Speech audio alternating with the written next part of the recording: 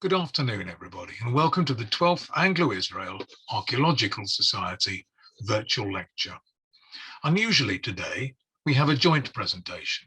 This is because both our speakers are editors of an extremely important new publication published at the end of last year, Volume 4 of the Corpus Papyrorum Judaicarum, or CPJ for short. This updates the seminal work by Professor Victor Tcherikover, collecting and presenting all papyri and ostraca from the Ptolemaic period in Egypt connected to Jews and Judaism, and published in 3 volumes in the 50s and 60s. Our first speaker, Professor Tal Ilan, is an Israeli historian and Hebrew scholar. She obtained her doctorate at the Hebrew University of Jerusalem, initially under the supervision of the late Professor Menachem Stern, who was tragically murdered, and then Professor Isaiah Gaffney. Following a teaching post at the Department of History of the Jewish People at the Hebrew University of Jerusalem, she has, since 2003, been Professor of Jewish Studies at the Free University of Berlin. She's also received fellowships and has lectured at many universities throughout the world, including Harvard, Yale, and the Jewish Theological Seminary in the United States, the Hebrew University of Jerusalem, Trinity College in Ireland, and the University of Oxford in England. In addition to being well known across a wide range of topics in the field of Jewish studies in antiquity, she has a world-renowned specialism in gender issues in the Bible, Hellenistic, and rabbinic literature, and has integrated feminist historiography into the treatment of those sources. Her latest project is a digital synopsis of the Mishnah and Tosefta, highlighting the importance of digital developments and their advantages for the treatment of textual sources. An academic of distinction, she was awarded a Festschrift by the academic community on her 60th birthday, entitled Sources and Interpretation in Ancient Judaism, published in 2018. Dr. Noah HACHAM, co-editor with Tal of the new volume of the CPJ, is also an Israeli historian. He is an associate professor and senior lecturer in the Department of Jewish History and Contemporary Judaism, and obtained his doctorate from the Hebrew University of Jerusalem under the supervision of Professor Daniel Schwartz. He specializes in the history of diaspora Jewry during the Second Temple period, as well as rabbinic literature in its historic contexts. He's a member of the research group Question of Identity in the Mandel Scolian Interdisciplinary Center at the Hebrew University of Jerusalem, and is co-editor of A Question of Identity, Social, Political, and Historical Aspects of Identity Dynamics in Jewish and Other Contexts, published in 2019. So, without more ado, over to Professor Tal Ilan to introduce the Jews of Egypt and Israel, fresh insights from newly published papyri, with some preliminary words on Volume 4 of the CPJ.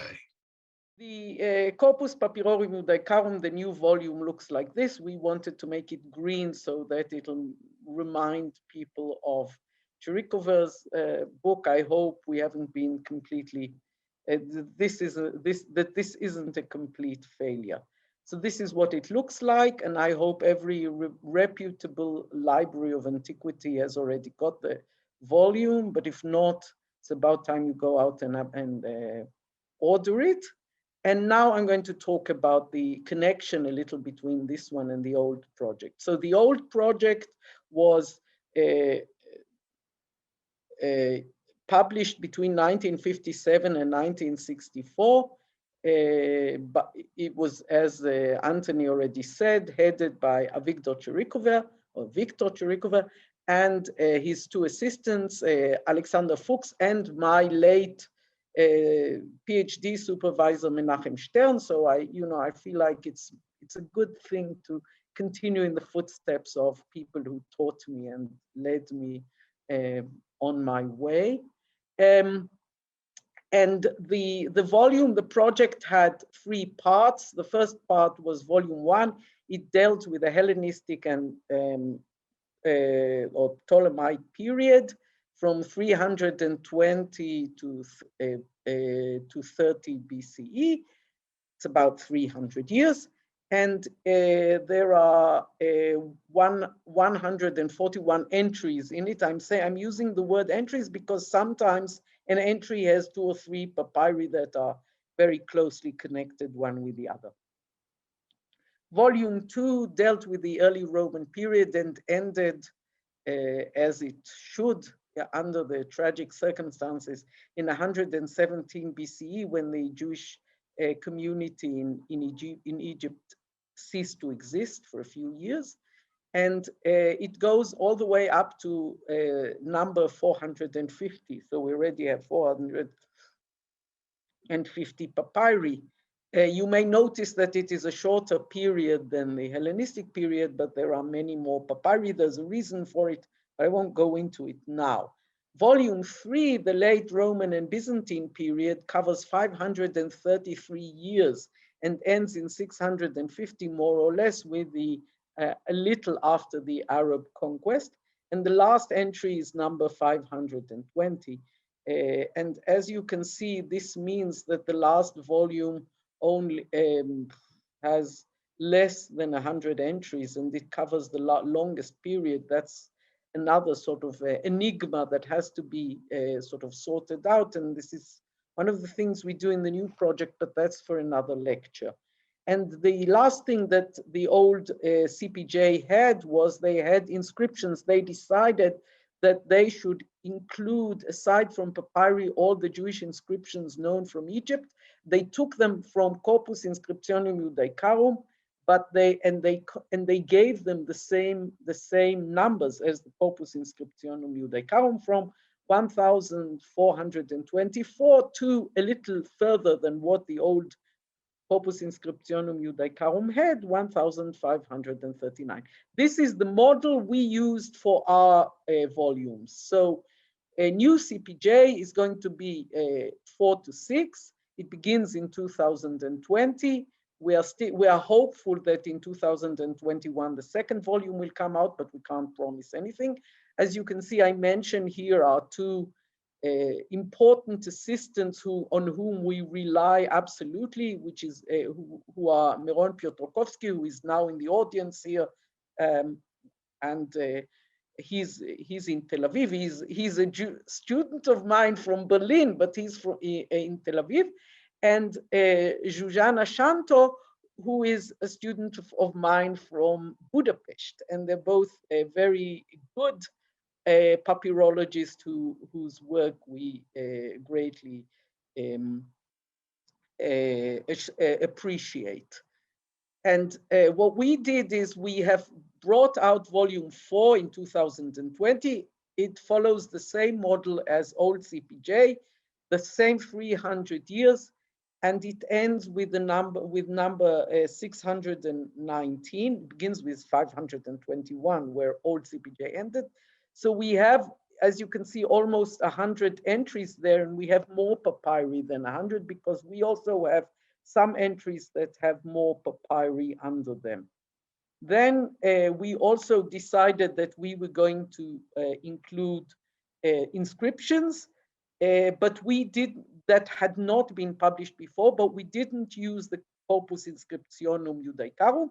There is a new publication which is more updated, the Jewish inscriptions from Greco-Roman Egypt, which was brought out in the British community by Horbury and David Noy, and it's a worthwhile publication. And we added here, it ends with 156, so we added here the inscriptions from 157 to 170.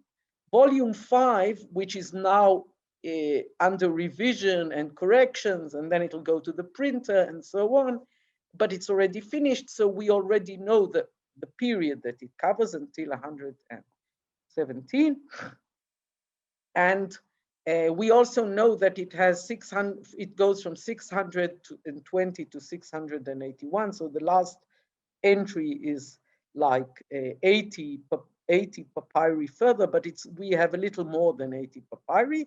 And we also have 2 inscriptions or 2 entries under the inscriptions that we also included in this volume. And now I'm just going to point to the last volume.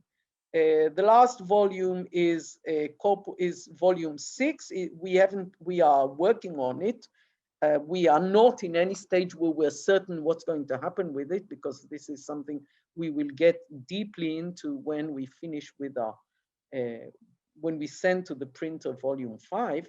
It's the late Roman and Byzantine periods, again, 533 years or something like that. And we think we're going to have about 180 documents, so a lot more than in the 2 previous volumes. And we're also going to have another 5 inscriptions or so in this volume. And now just one last point, and that is, in what way is the new CPJ different from the old CPJ? Because right now you saw in what way it's like the old CPJ. So in old CPJ, they only collected documentary papyri, but we collect documentary papyri, literary papyri, biblical papyri, and magical papyri in Greek. And the other point is in what language. Old CPJ did Greek and some Latin. They have like about 5 documents in Latin. We didn't find even one relevant Latin document, but we deal in Greek. Demotic, which is the old Egyptian language. We have 3 inscriptions that are in hieroglyphics. We do Aramaic and we do Hebrew.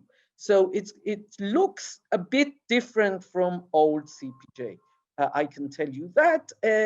We're not criticizing or anything. We just think that somebody has to do this as well, and this was a good opportunity, and we're going to do this.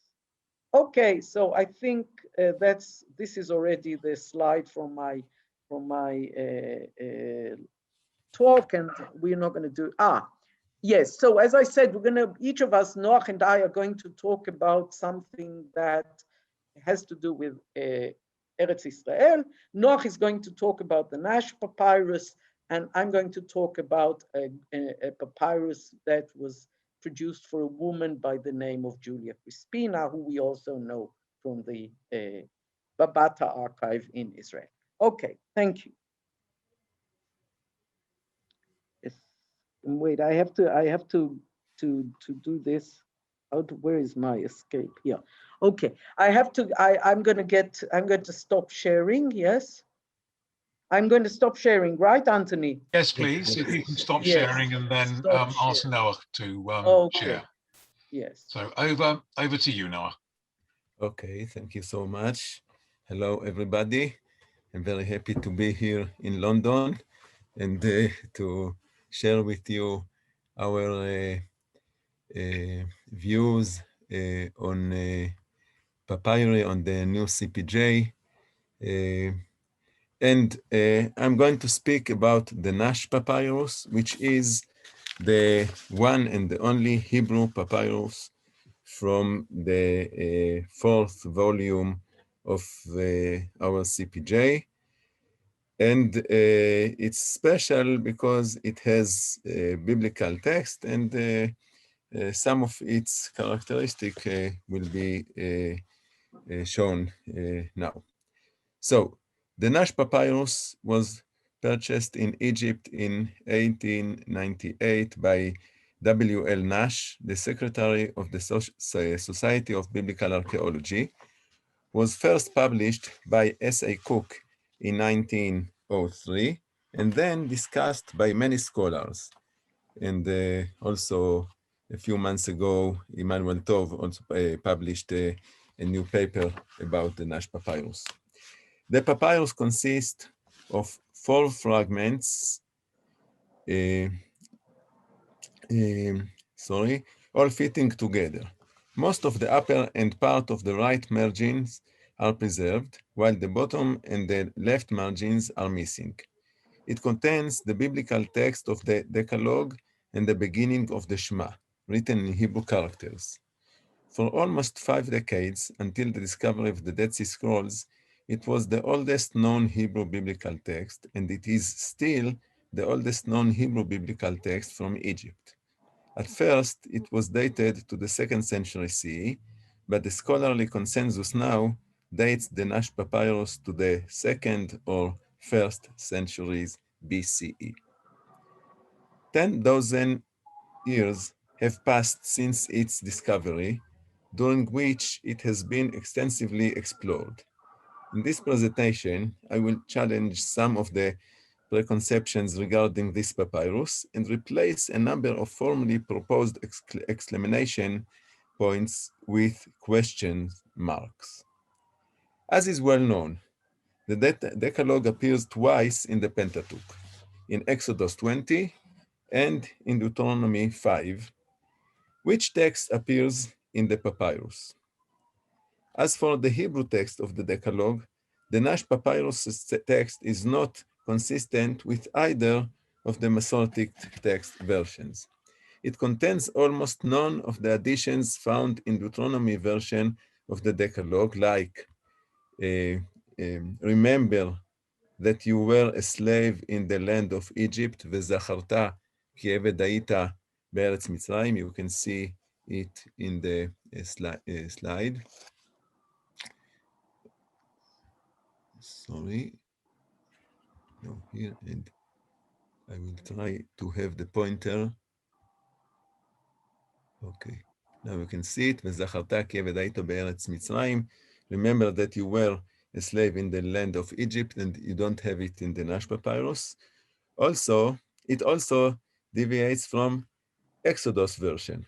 For example, it appends the words שולך וחמורך וכל, your ox and your ass, and all, which appears here in the Nash Papyrus, but not in the Exodus. לא תעשה כל מלאכה, אתה ובנך ובתך, עבדך ואמתך. So it appends these words to the 4th commandment. It has את יום השביעי, the 7th day, instead of the Sabbath day. And it has שב, לא תענה ורעך את שב, instead of לא תענה ורעך את שקר. On the other hand, Cook already noted that there is a very close correlation between the papyrus version of the Decalogue and the Septuagint Exodus version. Thus, for example, the above-mentioned divergences of the text from the Hebrew Masoretic text of Exodus appear also in the Septuagint text of Exodus. Basically, there are two options to explain it. Either this is a version of the Hebrew Vorlage of the Septuagint Exodus, or it is a retranslation of the Greek version of the LX6 into Hebrew. Cook rejects the last option. Among his arguments, he notes that the Hebrew text of the Torah was well known in Egypt since it was read publicly, and therefore a Hebrew-speaking Jew does not require a retranslation from a Greek version. Moreover, adds Cook, the text of the papyrus agrees with neither manuscript of the Septuagint, and it is therefore unlikely that it depends on a Greek text. Cook supposes that it may be taken for granted that the papyrus is a genuine Hebrew text. Moreover, the affinity of the papyrus to the Septuagint Deuteronomy is conspicuous in the Shema verses. It has the opening formula, and these are the statutes and the judgments which Moses commanded to the children of Israel in the wilderness as they were coming out from the land of Egypt, which is similar to the opening formula of LX6, Deuteronomy 6:4. All these phenomena, claims Segal in a fundamental paper from 1947, contribute to a prevalent hypothesis that views the Nash Papyrus as a witness to the Hebrew Vorlage upon which the Septuagint of the Decalogue and the Shema is based. However, the text of Nash Papyrus is not equivalent to any of the LX6 versions, nor identical to any known Hebrew one. On the one hand, it is certainly a revised text. The wording of the 1st commandment appears to have been revised by the scribe. It is written, instead of Mibet Avadim, the words Mibet Avadim, from the house of slavery, are missing. An absence, you see here the Meretz Mitzrayim, but without Mibet Avadim, which appears, of course, in the Exodus, in the Deuteronomy texts. So these words are missing, and absence attributed by Morauka in a paper from 2015 to the Jewish writer's local patriotism towards his homeland, Egypt. On the other hand, it differs certainly from the Septuagint text. The words "v'chol behemtecha" and all your animals that occur in the Septuagint in both versions of the 10th commandment, but not in the Masoretic version, are missing in the Nash Papyrus. So therefore, the text of the Nash Papyrus is evidently not the Hebrew Vorlage of the extant LXX versions. The key for uncovering the nature of the text lies in its peculiarities. The text of the Nash Papyrus has some notable linguistic phenomena. In 3 cases, the pronominal suffix is represented by the character hey, where MT has vav. The first case is in line 9, where it reads, Isa et shmo lashav, et shma, you see, with hey, but it pronounced O, ishmo. In this case, there is no doubt that the word shema, shin mem hey, should be pronounced shmo, serving as evidence for an ancient spelling practice. The other 2 cases of the fast suffix he pertain to the word yom, day, and seem to stem from a different linguistic phenomenon. The word ba, lo ta'aseh ba, kol melacha, in the sentence v'yom hashvi'i shabbat l'Adonai Elohecha lo ta'aseh ba kol melacha does not appear in the Masoretic text of the Decalogue, but appears in some ancient manuscript in the masculine, bo, and in LXX in both versions of the Decalogue in the feminine as the Greek requires, en aute. The feminine form in the Nash Papyrus, ba, was explained by many as a variant of the masculine bo, on him, like in Jeremiah 17:24 that you can see in the slide, Levilti asot bo kol melacha, although it's written ba. This is possible, as shown in line 9 regarding the word shmo, shma, which mentioned before. The word yom, day, however, which is masculine in Hebrew, is feminine in Greek, hemera. Accordingly, the pronoun in the LXX is in the feminine form, en aute. It is not impossible that a bilingual scribe erred in the grammatical gender of the word, and instead of the Hebrew masculine, he used the Greek feminine, although he wrote in Hebrew. The same can be said regarding the 3rd case. At lines 15-16, it is written, Al ken berach Adonai et hashvi'i vaykadsha. It is clear that the absent word is yom. Al ken berach Hashem et yom hashvi'i. The reading of the last word in this phrase is not certain. Ada Yardeni suggested two reading options. Vaykadesha with hey, or Vaykadeshoi with vav and yud. Masoretic text has Vaykadeshehu. You can see it here. Paleographically, the reading Vaykadesha is perhaps preferable. As you can see here, if it's clear enough, you can see Vayekadesha, and this is the hey. If this is the case, it seems that, as with the word ba, describe a bilingual person, probably erred in the grammatical gender of the word yom, and instead of the Hebrew masculine, he used the Greek feminine, as it is in the Greek text, auten, although he wrote Hebrew. Probably other phenomena in this papyrus can also be explained by this supposition. Twice, the Nash Papyrus adds the word et before an object, where all other ancient Hebrew witnesses do not. Et, לא תחמוד את אשת רעך, לא תתהווה את בית רעך. This praxis is typical of Second Temple Hebrew, as the great Isaiah scroll and other texts from Qumran indicate. However, A Greek influence might also explain this addition.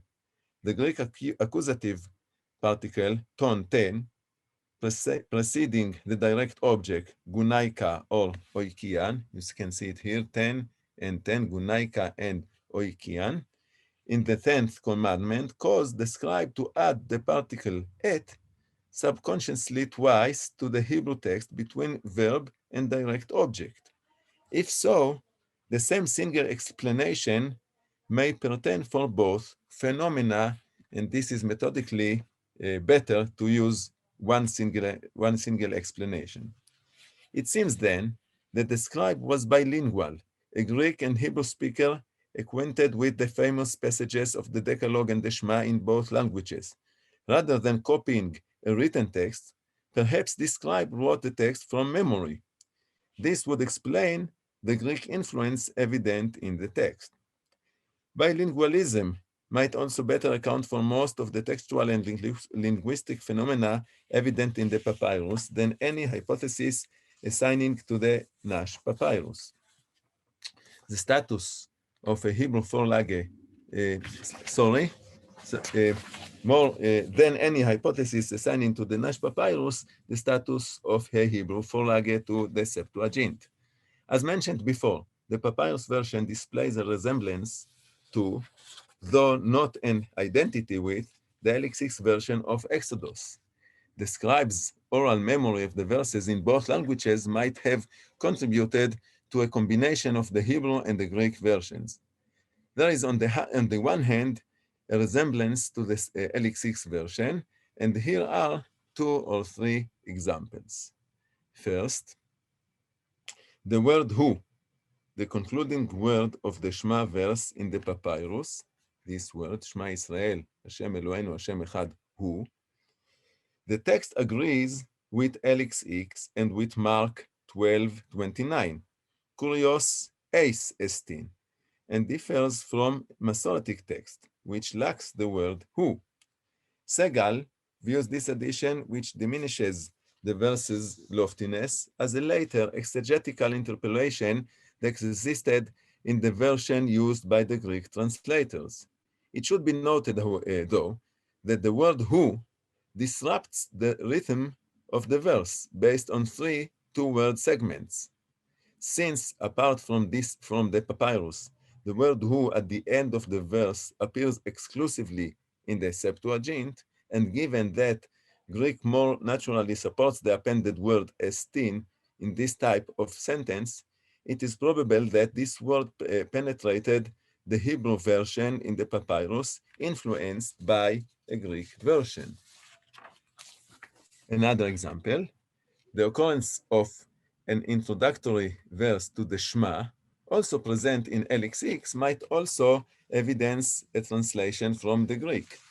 Segal remarks that with an introductory sentence just 3 verses earlier in Deuteronomy 6:1, there is no place for another at Deuteronomy 6:4. He estimates that this verse was added initially as a formal preface to the Shema recitation, from whence it found its way to the LXX. It appears in the papyrus in keeping with its liturgical function. Yet, if the verse initially served as a prelude to a liturgical ceremony, a reverse process might also have occurred. Starting out as an introductory formula to the Greek text of the Shema, the papyrus's bilingual scribe then incorporated the verse into his own text. And third example, the order of the commandments too is related to the LXX version. In line 18, we read, Lo tin'af, lo tirtzach. This order, in which adultery precedes murder, is found in many LXX manuscripts, both in Exodus and Deuteronomy, and in other LXX-based texts, like secondary translations in Armenian, Coptic, quotations in the New Testament, and also in Philo. On the other hand, bilingualism can best explain the closer resemblance of the 10th commandment in the Nash Papyrus to the Masoretic text than to the Septuagint. In contradistinction to the Septuagint on both verses, the words v'chol behemtecha and or any animal of his, you can see them here in the LXX, appear neither in the papyrus nor in the Masoretic text. I suggest, therefore, that the scribe of the Nash Papyrus was a bilingual person who knew scripture in two languages, Hebrew and Greek. However, since he was more fluent in Greek than in Hebrew, he erred in Hebrew or deviated from the correct Hebrew version. Sometimes he preferred the verse and sentence order from his recall of the LXX version. His Hebrew was nonetheless proficient. The Hebrew version also reverberated in his memory, and he recorded the Decalogue and the Shema in Hebrew. The bilingualism assumption then seems to no less reasonable than the common view that sees the Nash Papyrus as a forelage of the LXX version. It is not surprising to find a Jewish bilingual scribe in Ptolemaic Egypt. Such a scribe is, in all probability, the scribe of the long P. Fuad 266b of LXX Deuteronomy. In the Corpus Papyrorum Judaicarum, Volume 4, that includes this papyrus, we wrote, while this papyrus is one of the oldest textual witnesses of the Septuagint, in several cases it displays similarities to Masoretic text, which are not documented in other Septuagint witnesses. One explanation can be that these differences reflect the bilingual Hebrew-Greek background of the scribe who copied this scroll, and in copying was influenced by his knowledge of the Hebrew biblical text. This is the view adopted by the Wevers in 1978, his paper on this papyrus. A prominent example is the spelling of the name of Moses as Moses, reflecting the pronunciation of the name in Hebrew instead of the standard LXX Moses. In such a case, this scribe's work affords us a glimpse into a social and cultural milieu among Jews in the Ptolemaic Egypt, in which knowledge of the Hebrew biblical text was not completely lost. Presumably, these two testimonies do not merely attest this one specific episode, but rather bespeak a much broader phenomenon. Ancient biblical text, Hebrew or Greek, from Ptolemaic Egypt or from elsewhere, should be considered sometimes as created in and derived from a bilingual culture. On the one hand, this reduces their weight and importance as witnesses of biblical texts. On the other hand, however, it reflects the cultural environment of the Jewish people, in this case in Ptolemaic Egypt, which is richer and more complex than what we knew before. It also shows that there were cultural connections between the Jews in the land of Israel and the Egyptian Jewry, but this is a subject for another lecture. Thank you very much. תודה לכם רבה מאוד. So, תודה רבה. Thank you very much.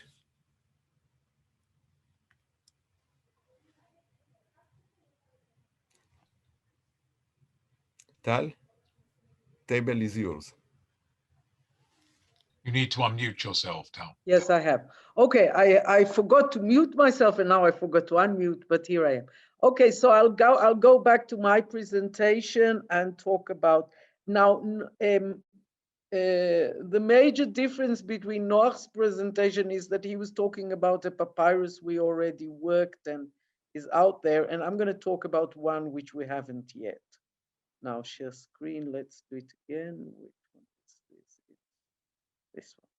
Okay. Okay. So this is the text I'm going to talk about, and wait a minute, here it is. So I am going to talk about Julia Crispina of the Babatha archive revisited. And I call it a woman between the Judean Desert and the Fayum in Egypt, between the diaspora revolt and the Bar Kokhba war.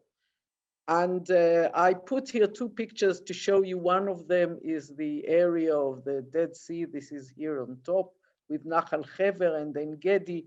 This was the area where she lived.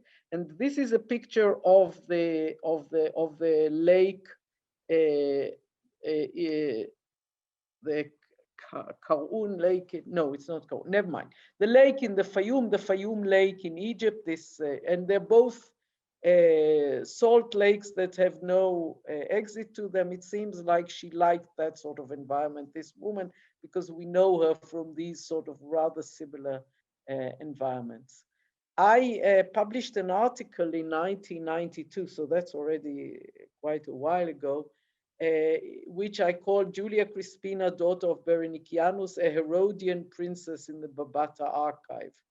And I argued that since in one of the two mentions of Julia Crispina in the Babatha archive, she is called daughter of Berenicianus, and since Berenicianus was a very rare name, but it was a very rare name. It was the name of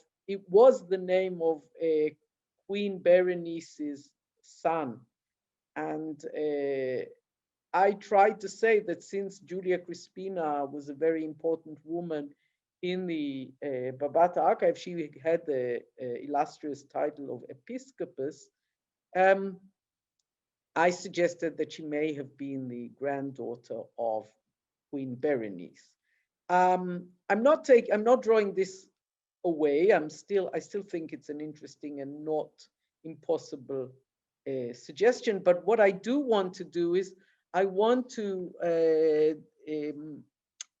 instead I want to talk about the Julia Crispina we find in Egypt, about which I think people know less, and this is an opportunity to say something about it. Okay, so this is, of course, the kind of documents that were found in the Judean Desert. This is what the Babatha archive looked like, and in one of these documents that was found like this, we found, in two of these documents, we found the mention of Julia Crispina. Now, Yigael Yadin had written in his book about Bar Kokhba in 1971 that he had given the Greek papyri to Professor Polotsky of the Hebrew University to try. He knew he was a Greek scholar, and to try and read them and see what they're all about. And Professor Polotsky read Julia Crispina, and he said, and Yadin writes, Professor Polotsky, when studying these documents, discovered an interesting allusion to a woman of the same name in a document from the Fayum in Egypt, dated 24th of July, 133, in which he declares her property there.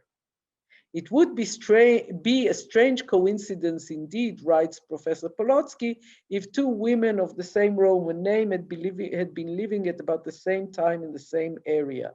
The dates would seem to suggest that after the spread of the Jewish revolt, Julia Crispina broke off her Jewish connections and transferred her activities to Egypt, if indeed they had not extended to Egypt even before. And I think that this suggestion, it's not a suggestion, it's a fact. Her activities had extended to Egypt even before, and this is proved by the document itself. This is a kind of document that old CPJ couldn't include in it, of course, because Yadin had to discover his documents and publish them for people to realize that we're talking about a woman that we know from En-Gedi.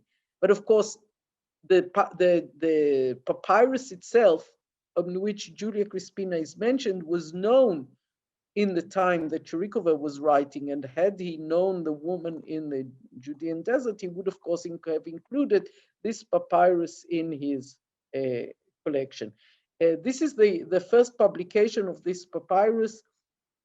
It was done by the papyrologist Fir Ek, and I think it's so early, it's 1895, he still didn't have a proper Greek keyboard to use with everything. And so he published it in the first volume of the BGU, Berlin Griechische Urkunden, which is still an important series for publishing papyri. He published it in handwriting. And as you can see here, he wrote in the beginning Julias Crispines. This is where the name is. So he wrote in the beginning Julias Crispines, and then he corrected it to Julia. So on top of what is written, and you can see that. But the reading is clear. She was called Para Julias Crispina, from Julia Crispina. She is writing this document. What kind of a document is it? I've taken the reason I took this out from Trismegistus is this is the place in Trismegistus. I did it a few years ago. I think it may look a little different today.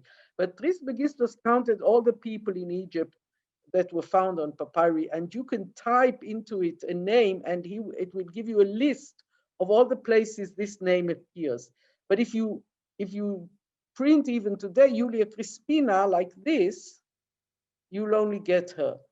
And this is amazing because there isn't in the entire catalog of Egyptian women mentioned, or of women mentioned on Egyptian papyri, called Julia Crispina. And her papyrus is dated, as you can see here, to year 133, and her two mentions in the Judean Desert are from 132. So I think it's Polotsky's suggestion is beyond doubt. He was correct. This is indeed the same woman. It's very unlikely that these are two separate women.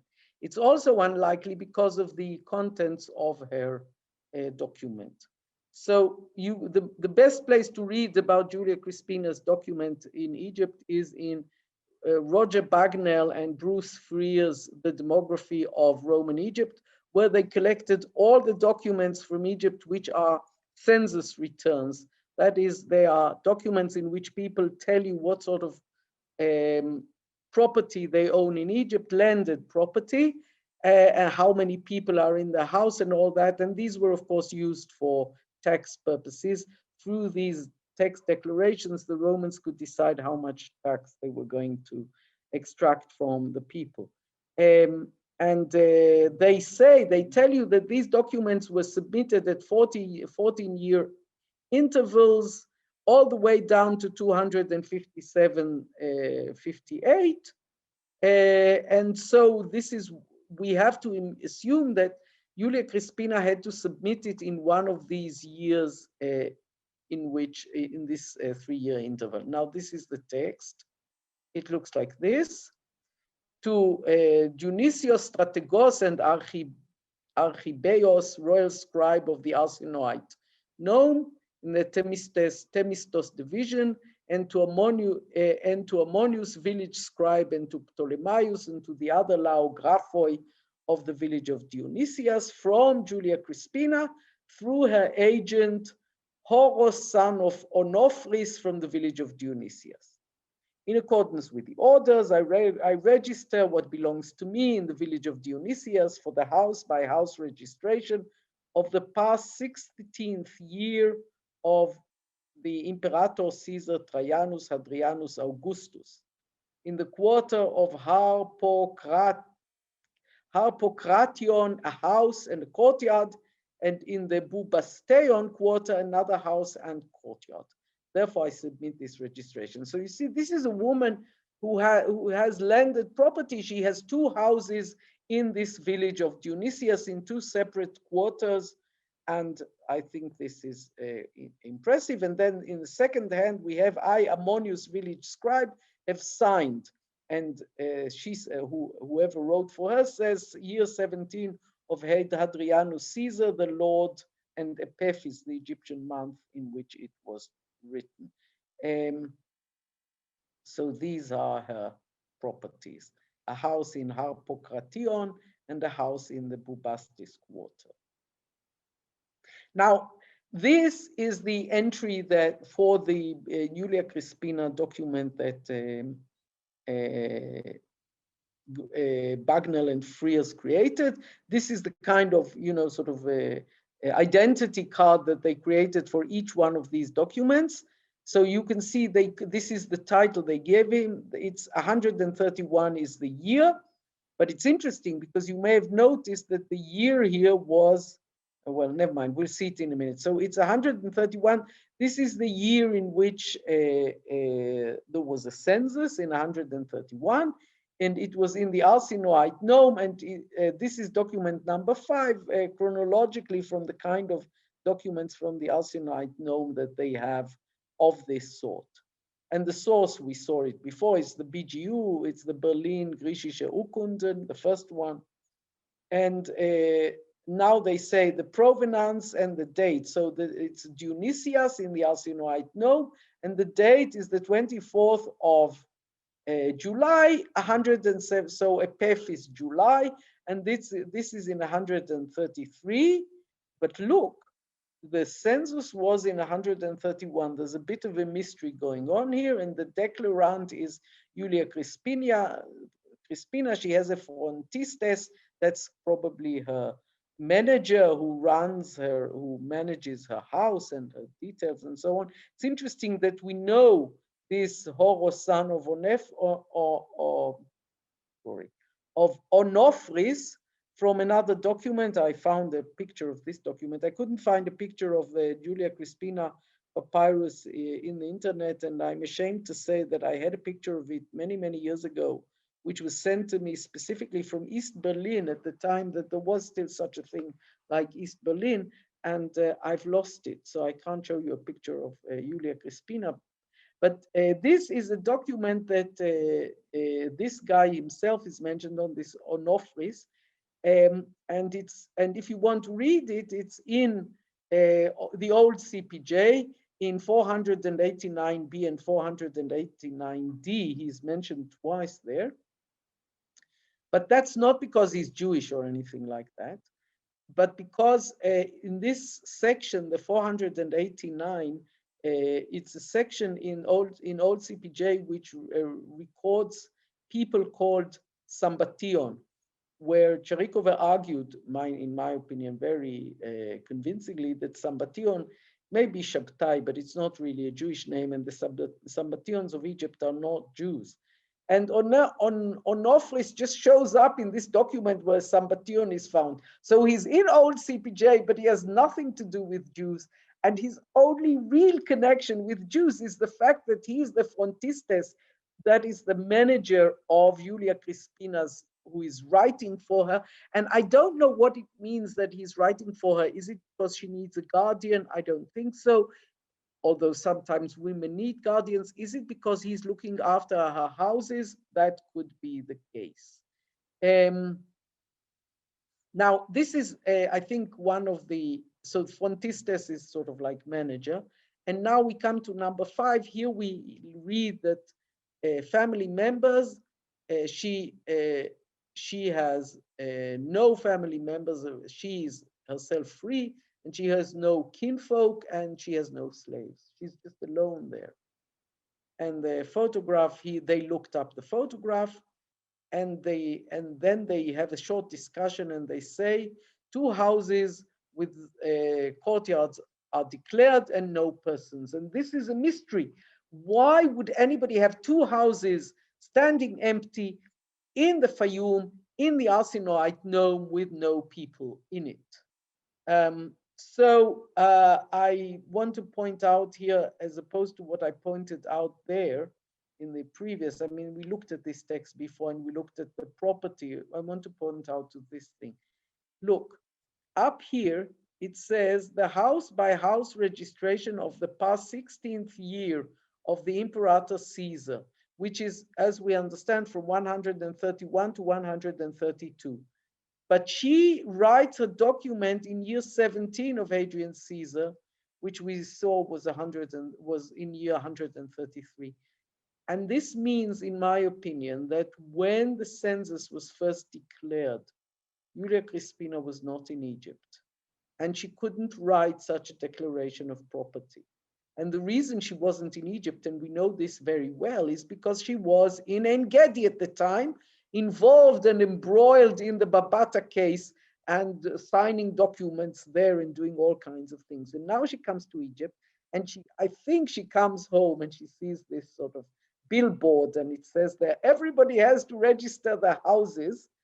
So she gets this frontistes to register her house at a delayed time as part of this of the past 16th year of the Imperator Caesar. And so what happened? Now I think that we have two events that we can think about. In 115 to 17, there was a real war in Egypt, and the Jews were in trouble there, and they had problems. So some people escaped, and I think a woman like Julia Crispina, who had money and could do what she wanted, went to the other place where she felt well, which was in the land of Israel, and she settled there, and she had an important and imposing position, and she became an episcopos in En-Gedi, and she was involved in the Babatha lawsuits and so on. But as we know, this was until 132, and in 132, another war broke out. And if you have property in Egypt, even though 15 years ago, Egypt was a terrible place for Jews, it turns out that Judea is not much safer, and it's a good idea to leave it. And so she went back to property in the Fayum, and that's my reconstruction of the story. So thank you.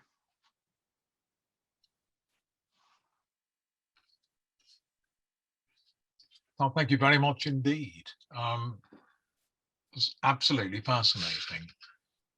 We have a couple of helpful suggestions on chat in terms of one or two facts. If I may, perhaps I can lead off on one or two questions. And my question would be for Noach on the Nash Papyrus, which would be as follows. If as I understand it, you're arguing that we had a bilingual scribe here who was writing at least in part from memory, what would have been the purpose of writing this, particularly in Hebrew, from memory, given a fairly lengthy tradition of exactitude in terms of writing the Hebrew scriptures? So what might he, or even she, but probably he, have been wanting to do with this document? Okay, thank you, Anthony, for the question. I believe, first of all, I'm not sure that all the scribes in this period were so accurate. So they weren't like our scribes who copy the Torah scrolls and are looking to be exact in each word and in each character. We see some scrolls from the Dead Sea Scrolls that are not so accurate. You know, there are many differences between manuscript, and you have the Isaiah scroll on the one hand and the Isaiah scroll B, which have differences between them. So I'm not sure that we can have the assumption that they are so accurate scribes, although probably they tried to be such, but I'm not sure that probably it's not our assumption. It doesn't have to be our assumption. But what is the purpose? This is the main question, the main enigmatic question, I would say, because there is no clue in this papyrus for what it was used for. The general hypothesis is that it's a kind of a prayer book, because we find in the Mishnah that it was used to say the Decalogue with the Shema paragraphs. So in the Second Temple period, and the Decalogue was cancelled afterwards because of the minim, probably the Christians. But anyway, So if it was customary to say, to pray, to recite the Decalogue with the Shema, probably this is a kind of Sidur, of a prayer book, which they used to say each day, each morning. I don't know exactly how and what. I saw also that there were some that thought that it was like tefillin or mezuzah, like filikrat, that they wanted to put it inside the tefillin. And we found also in the Dead Sea that there were such paragraphs with the Decalogue and with the Shema that were part of tefillin. So I don't know exactly what was the purpose of this papyrus, but it seems that it is connected to religious practice or prayer or tefillin or something like this.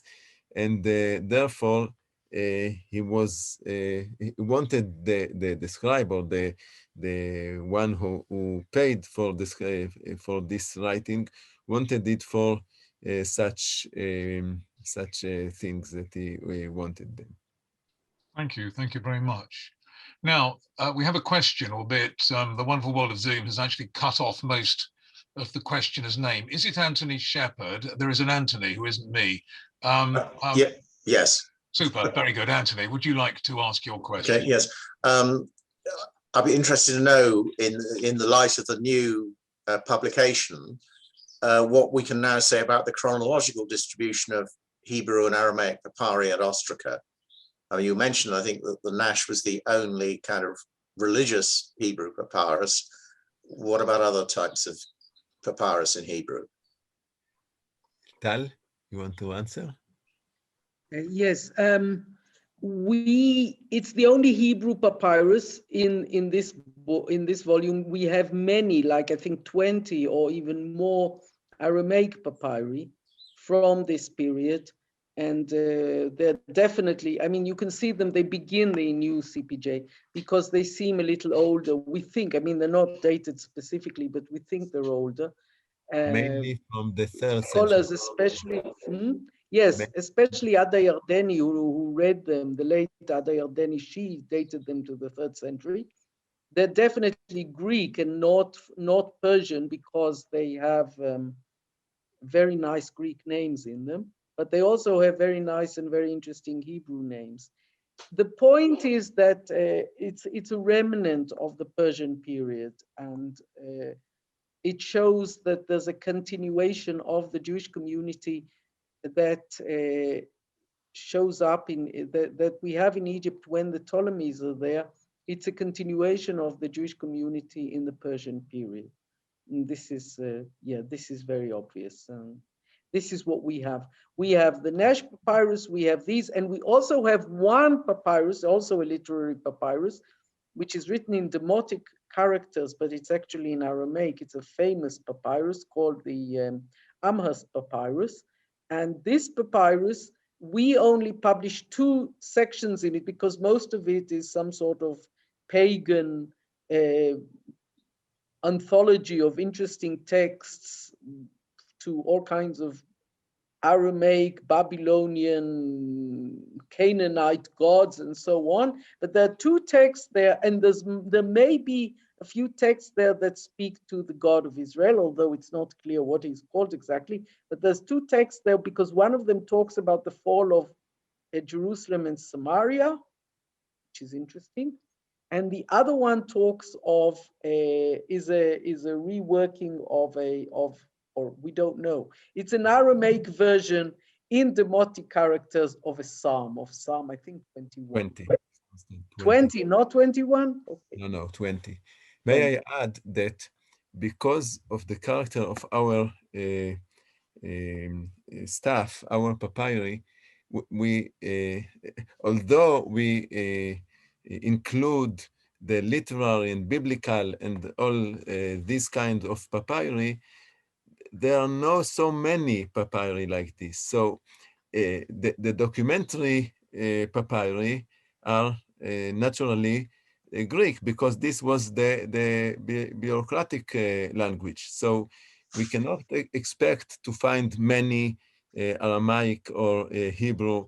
The Aramaic language, which is from the beginning of the Ptolemaic period, is because this was probably this continue to be the language of the bureaucracy, or the language of the state. So you can sign documents in Aramaic because the government will accept this. But in the second half of the Ptolemaic period and the onwards in the Roman period, there is no documentary in Aramaic because it's not the language of the government. So we have, although we include this kind of papyri, there are not so many papyri. It's also perhaps important to say that Aramaic in Egypt is not, or let's put it this way, Aramaic in the early Ptolemaic period is not necessarily a Jewish language, but in fact, in a way, it is, because when we looked at the documents there and we asked, shall we include it, shall we not? I think there was only one document there that didn't have one specifically biblical Jewish name on it. All the 20-something Aramaic documents had Hebrew names on. Thank you. We have a question. Once again, the questioner's name is obscured. It's from Nick. Is that Nick Brett? You're on mute, Nick, if you'd like to unmute yourself. Yes, it is. It is me, Anthony. Very good. Would you like to ask your question then? Yes. You haven't mentioned the Petri Hirschfeld papyri, which are in Hebrew and found in Oxyrhynchus. And they were classed as Papyri. But the interesting thing about that was Lowy and Hirschfeld put them more or less at the same time as the Nash Papyrus. But because this was found in situ, in a rubbish dump, they're sort of put in these papyri at about the 2nd or 3rd century CE. I don't know whether you've got any comments on that. Noach, can I answer this? Yes. Yeah.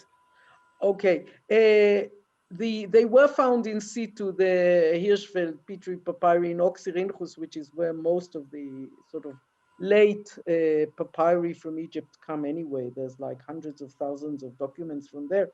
We're very fortunate that some of them are in Hebrew.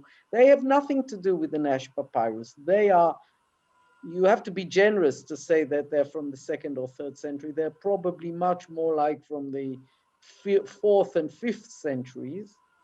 Well, and the Nash Papyrus is not from there, and it's not of the same cloth. It's a completely different story, and that's why. And we are going to bring in the Hirschfeld Petri papyri eventually, but this will be in the 3rd volume.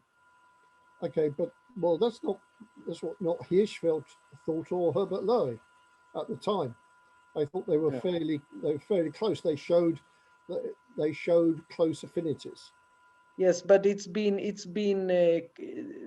strongly disputed over the years, and the Nash Papyrus there's a consensus. Noach began his lecture by saying that there's a consensus now that it's about 400 or 500 years earlier.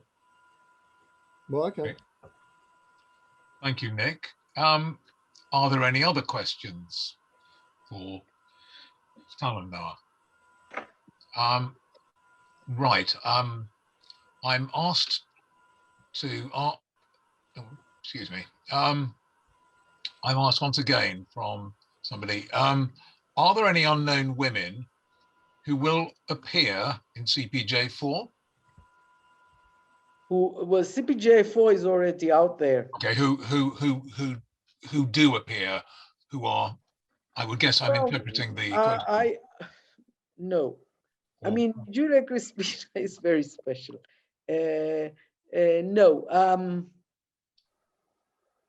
We have women showing, there is, I don't know, there's a story there in one of our papyri about the theft that that somebody, not a theft, an intrusion into somebody's house. Out the slave woman goes out, and this guy beats her up and gets into the house and causes a scandal there. But I don't think this is a very interesting. There is one papyrus in the Polyteuma papyri, which I think is interesting. The Polyteuma papyri is one of the greatest finds of the CPJ4. It's papyri that tell of Jewish self-rule in Heracleopolis, which is a bit south of the Arsinoite nome where we were speaking about before.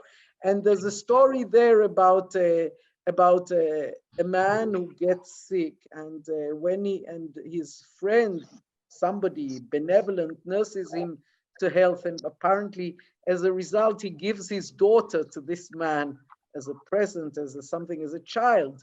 And then after a while her mother comes and takes her away. And then the whole letter is that he writes to the Jewish community and says to them, bring me back that girl, he's given her to me, I need to take her. And I think, you know, there's all kinds of benevolent ways of explaining what he wanted and what he wanted to do with her. But of course, it could be a horrible story about child abuse.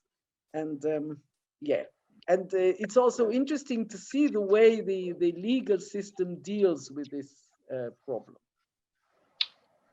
So but that's about the women we have there. I'm sorry. Very good, thank you. There's a question, are you including the few Greek and Aramaic papyri found in the Qumran caves? No. Okay. This is Egypt. Very good.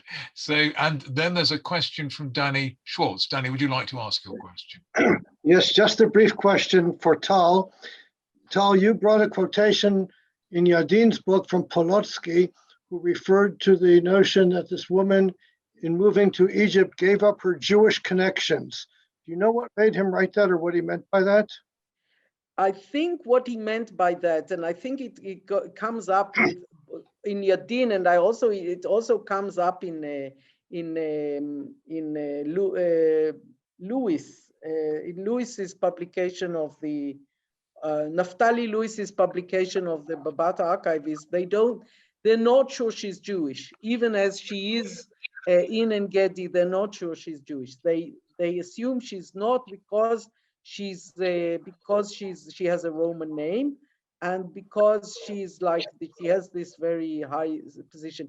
I find this hard to accept this suggestion. What's a high-class Roman woman doing in En-Gedi? I mean, maybe she's out there for the hot springs. I don't know, but it's a good question. But I think that Yadin and Polotsky and Naftali Lewis weren't sure she was Jewish at all. And I go back to my old theory. I think if she's Berenice's granddaughter, she's Jewish. And that would also explain why she has property in Egypt, because the Herodian family had property in Egypt. And Berenice herself was first married to an Egyptian, Philo's nephew. Yes. Right. Anyway, so just a thought. Thank you. Thank you. Well, I think we've reached the end of our questions now, and therefore I think it just remains for me to say, on behalf of us all, to Tal and Noah, thank you very much indeed for an absolutely fascinating lecture, or indeed lectures, plural. And I'm going to ask you all to unmute yourselves, if you will, and to say thank you in the normal manner.